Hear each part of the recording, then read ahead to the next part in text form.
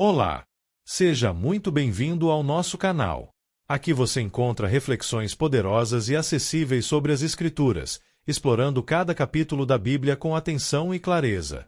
É uma alegria ter você conosco nessa jornada de aprendizado e crescimento espiritual.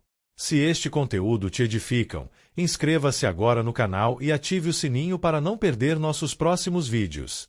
E mais, compartilhe este vídeo com seus amigos e familiares para que juntos possamos espalhar a palavra de Deus e inspirar vidas ao redor do mundo. Prepare-se para mergulhar nesse relato impactante que nos confronta com a fragilidade da natureza humana e a justiça divina.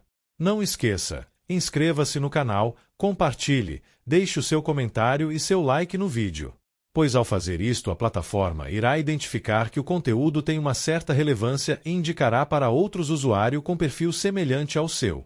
No livro de Ezequiel 17, utiliza a linguagem de parábolas para explicar os acontecimentos políticos e espirituais envolvendo Judá.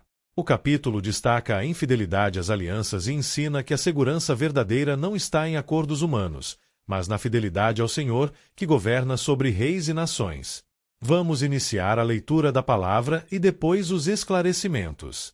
Versículos de Ezequiel 17 do livro de Ezequiel da Bíblia. A parábola das duas águias e da videira. E veio a mim a palavra do Senhor, dizendo: 2 Filho do homem, propõe um enigma, e profere uma parábola para com a casa de Israel. 13 disse: Assim diz o Senhor Deus: uma grande águia, de grandes asas, de plumagem comprida e cheia de penas de várias cores, veio ao Líbano e levou o mais alto ramo de um cedro. 4 E arrancou a ponta mais alta dos seus renovos, e a levou a uma terra de mercancia, numa cidade de mercadores a pôs. 5 Tomou da semente da terra, e a lançou num solo frutífero. Tomando-a, colocou-a junto às muitas águas, plantando-a como salgueiro. 6 E brotou, e tornou-se numa videira muito larga, de pouca altura, virando-se para ela os seus ramos, porque as suas raízes estavam debaixo dela, e tornou-se numa videira, e produzia ramos, e brotava renovos. 7 E houve mais uma grande águia, de grandes asas e cheia de penas, e eis que esta videira lançou para ela suas raízes, e estendeu para ela os seus ramos, desde as covas do seu plantio, para que a regasse. 8 Num bom campo, junto a muitas águas, estava ela plantada, para produzir ramos e para dar fruto, a fim de que fosse videira excelente. 9 Dize: Assim diz o Senhor Deus: porventura há de prosperar? Não lhe arrancará as suas raízes, e não cortará o seu fruto, para que se seque. Para que se queim todas as folhas de seus renovos, e isto não com grande força, nem muita gente, para arrancá-la pelas suas raízes. 10 Mais, estando plantada, prosperará? Porventura, tocando-lhe vento oriental, de todo não se secará? Nas covas do seu plantio se secará. Brevíssima análise textual e voltaremos à leitura. Esse capítulo é bem rico em símbolos, mas a mensagem dele é muito clara quando a parábola é traduzida. Vou explicar de forma bem didática, passo a passo, como você pediu, seguindo o mesmo cuidado que tivemos com os capítulos anteriores. Em Ezequiel 17, a parábola das duas águias e da videira, ideia central do capítulo. Deus ensina que quebrar alianças feitas sob juramento é rebelião contra ele, e que confiar em alianças humanas em vez de confiar em Deus leva à ruína. No final, Deus mostra que ele mesmo trará a verdadeira restauração. Primeiro, por que Deus usa uma parábola? Versículos 1-2. Deus manda Ezequiel contar. 1 enigma. 2 Uma parábola. Isso prende a atenção e obriga o povo a pensar, não apenas ouvir. Segundo, a parábola em SI. Versículos 3-10. A primeira águia. Versículos 3-5. Grande águia. 2 Fortes asas. 3 Muitas penas. Representa o Império Babilônico, especialmente o rei Nabucodonosor. O cedro do Líbano. Representa a realeza de Judá. 2 O ramo mais alto igual o rei Joaquim e a elite de Jerusalém. Babilônia. Arranca o rei. 2 Leva para a terra de mercancia igual Babilônia. A videira plantada. Versículos 5-6. A semente é plantada em solo fértil. 2 Cresce baixa, espalhada. Isso representa Zedequias, rei colocado por Babilônia. Ele tinha 1. Autonomia limitada. 2. Estabilidade. 3. Chance de sobreviver se permanecesse fiel à aliança. A segunda águia, versículo 7. Outra grande águia. 2. Menos majestosa. Representa o Egito, Faraó. A videira. 1. Estende raízes para o Egito. 2. Busca ajuda militar. Isso simboliza traição política e espiritual. O vento oriental, versículos 9 e 10. Vento quente e destruidor, do deserto. Simboliza 1. O juízo vindo da Babilônia. 2. A destruição inevitável. A pergunta de Deus: prosperará? Resposta implícita: não. Voltamos a ler. 11. Então veio a mim a palavra do Senhor, dizendo: 12. Dize agora à casa rebelde: não sabeis o que significam estas coisas? Dize: eis que veio o rei de Babilônia a Jerusalém, e tomou o seu rei e os seus príncipes, e os levou consigo para a Babilônia. 13. E tomou um da descendência real, e fez aliança com ele, e o fez prestar juramento, e tomou consigo os poderosos da terra. 14. Para que o reino ficasse humilhado, e não se levantasse, embora, guardando a sua aliança, pudesse subsistir. 15. Mas rebelou-se contra ele, enviando seus mensageiros ao Egito, para que se lhe mandassem cavalos e muita gente. Porventura prosperará ou escapará aquele que faz tais coisas, ou quebrará a aliança, e ainda escapará. 16. Vivo eu, diz o Senhor Deus, que no lugar em que habita o rei que o fez reinar, cujo juramento desprezou e cuja aliança quebrou, sim, com ele no meio de Babilônia certamente morrerá. 17. E Faraó, nem com grande exército, nem com uma companhia numerosa, fará coisa alguma com ele em guerra, levantando trincheiras e edificando baluartes, para destruir muitas vidas. 18. Porque desprezou o juramento, quebrando a aliança. Eis que ele tinha dado a sua mão, contudo fez todas estas coisas, não escapará. 19. Portanto, assim diz o Senhor Deus: vivo eu, que o meu juramento, que desprezou, e a minha aliança, que quebrou, isto farei recair sobre a sua cabeça. 20. Estenderei sobre ele a minha rede, e ficará preso no meu laço, e o levarei à Babilônia, e ali entrarei em juízo com ele por causa da rebeldia que praticou contra mim. 21. E todos os seus fugitivos, com todas as suas tropas, cairão à espada, e os que restarem serão espalhados a todo o vento, e sabereis que eu, o Senhor, o disse. 22. Assim diz o Senhor Deus: também eu tomarei um broto do topo do cedro, e o plantarei. Do principal dos seus renovos cortarei o mais tenro, e o plantarei sobre um monte alto e sublime. 23. No monte alto de Israel o plantarei, e produzirá ramos, e dará fruto, e se fará um cedro excelente, e habitarão debaixo dele aves de toda plumagem, à sombra dos seus ramos habitarão. 24. Assim saberão todas as árvores do campo que eu, o Senhor, abati a árvore alta, elevei a árvore baixa, sequei a árvore verde, e fiz reverdecer a árvore seca. Eu, o Senhor, o disse, e o fiz. Análise textual. Logo depois terá uma compreensão ao Novo Testamento. Terceiro, a explicação direta de Deus. Versículos 11 e 21. Aqui Deus tira o véu da parábola. O que realmente aconteceu? 1. Babilônia levou o rei de Jerusalém cativo. 2. Colocou Zedequias como rei.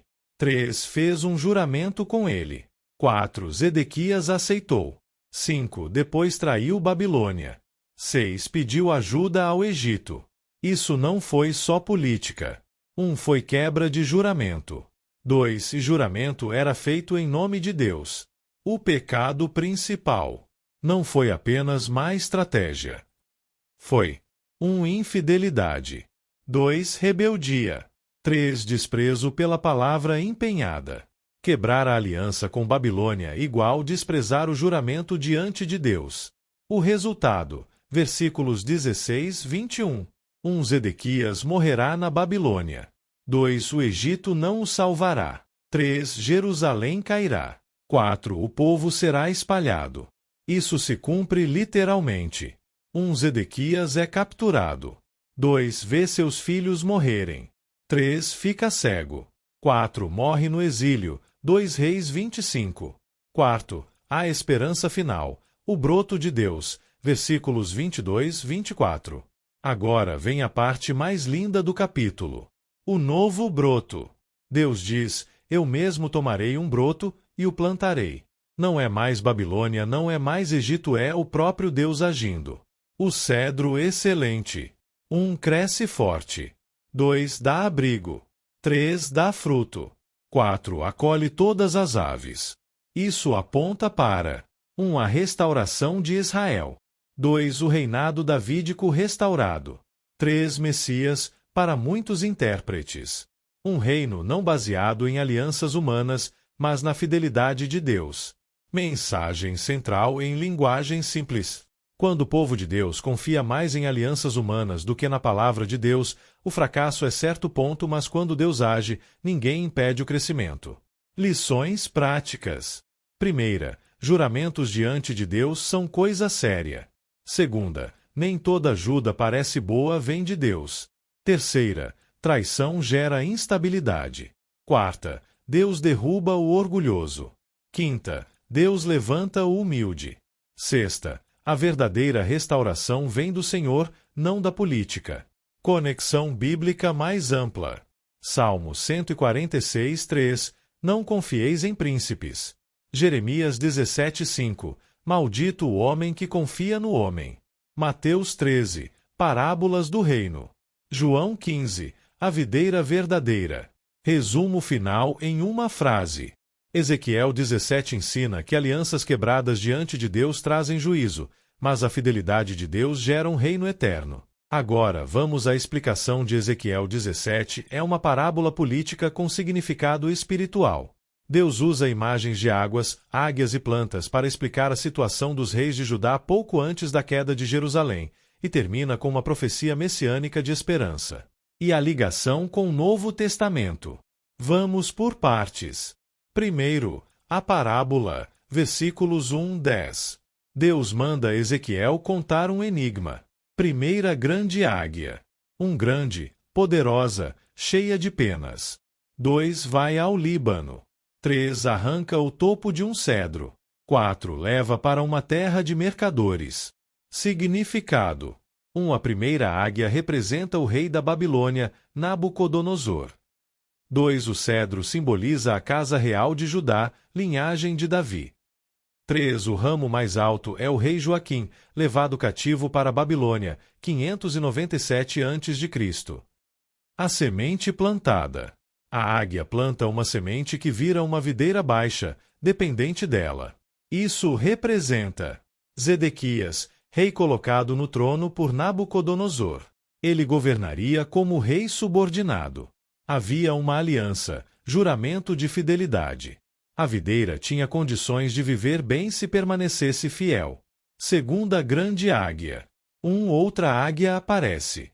2. A videira vira suas raízes e ramos para ela, buscando ajuda. 3. Essa segunda águia representa o Egito. Zedequias se rebelou contra a Babilônia e pediu ajuda ao Egito. Deus pergunta: porventura prosperará? Resposta implícita: não. O vento oriental que seca a planta simboliza o exército babilônico que destruiria Jerusalém. Segundo, há explicação clara, versículos 11 e 21. Aqui Deus tira o simbolismo e fala diretamente. O que aconteceu historicamente? 1. O rei da Babilônia levou o rei de Judá, Joaquim. 2. Colocou Zedequias no trono. 3. Fez ele jurar lealdade. 4. Zedequias quebrou o juramento e buscou ajuda do Egito. Mas Deus diz algo muito importante: quebrar esse juramento era pecado contra o próprio Deus. Mesmo sendo um acordo político com um rei pagão, o juramento foi feito em nome de Deus. Resultado: 1. O Egito não salvaria Judá. 2. Zedequias seria capturado. 3. Ele morreria na Babilônia. 4. Jerusalém seria destruída. Isso mostra um princípio forte. Infidelidade política aqui é vista como infidelidade espiritual. Terceiro, a promessa final, o broto plantado por Deus. Versículos 22, 24. Depois do juízo, vem a esperança. Deus diz que Ele mesmo plantará um novo broto do cedro. O que isso significa? Um novo descendente da linhagem de Davi 2, plantado no monte alto de Israel 3, crescerá e se tornará um cedro majestoso 4, todas as aves habitarão à sua sombra. Isso aponta para um rei futuro, levantado por Deus, que traria um reino verdadeiro e duradouro. 1. Não é Zedequias. 2. Não é um rei comum. 3. É uma profecia messiânica. Resumo simples. Primeiro símbolo. Primeira águia, significado, rei da Babilônia. Segundo símbolo. Cedro, significado, casa real de Davi. Terceiro símbolo. Ramo arrancado, significado, rei Joaquim levado ao exílio. Quarto símbolo. Videira plantada, significado, Zedequias, rei dependente. Quinto símbolo. Segunda águia, significado, Egito. Sexto símbolo. Videira buscando outra águia, significado, rebelião de Zedequias. Sétimo símbolo. Planta secando, significado, queda de Jerusalém. Oitavo símbolo. Novo broto plantado por Deus, significado, o Messias, rei futuro. Mensagem principal. Ezequiel 17 ensina: um Deus governa sobre a política das nações. Não foi apenas estratégia errada, foi rebelião contra Deus. 2. Quebrar alianças é pecado sério, especialmente quando envolve juramentos feitos diante de Deus. 3. Confiar em poder humano em vez de Deus traz ruína. Zedequias trocou a dependência da disciplina de Deus por alianças humanas. 4. O fracasso humano não cancela o plano de Deus. A linhagem de Davi parecia acabada, mas Deus promete um novo começo. Ligações com o Novo Testamento. A parte final é a chave. O broto que se torna árvore. Essa imagem aparece em várias profecias messiânicas. Isaías 11:1, um rebento do tronco de Jessé.